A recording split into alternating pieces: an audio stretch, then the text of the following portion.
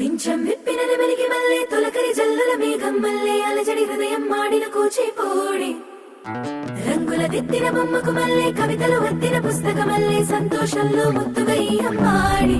ఆరారు ఋతువుల అందం ఒకటిగా కలిపి వింతలు ఏడు పక్కకు జరిపే కొత్తగా పుంతలు తొక్కెను ఈ అరవిందం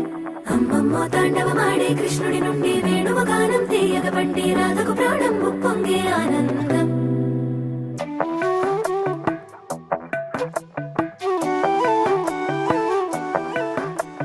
మధురము కదా ప్రతొక నడక నీతో కలిసేలా తరగని కథ మనదే కనుక మనసు మురిసినిలా ఉసురేమో